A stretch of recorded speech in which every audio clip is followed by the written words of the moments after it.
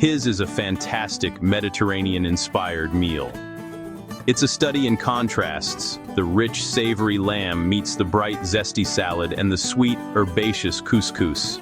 Since lamb chops cook quickly, we'll time this so everything hits the table fresh and hot. The game plan. Total time, 30 minutes. Serves 2. The Greek salad. Make this first so the flavors have time to mingle.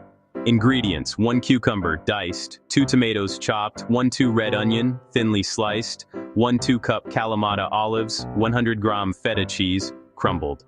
Dressing: 2 TBSP olive oil, 1 TBSP red wine vinegar, 1 TSP dried oregano, pinch of salt. Method: toss everything in a bowl. Keep it at room temperature to let the tomatoes release their juices.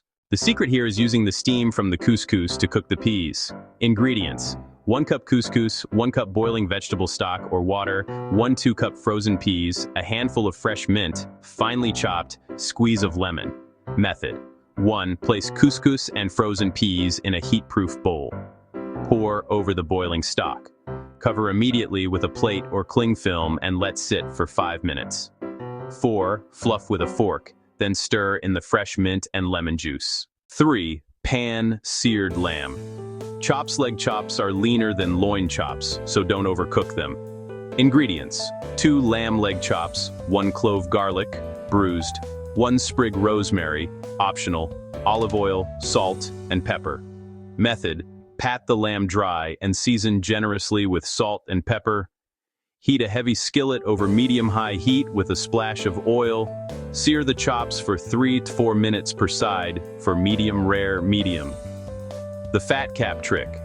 Use tongs to stand the chops on their side for 30 seconds to crisp up the strip of fat on the edge. Let the meat rest for 5 minutes before serving. Pro tips: lamb.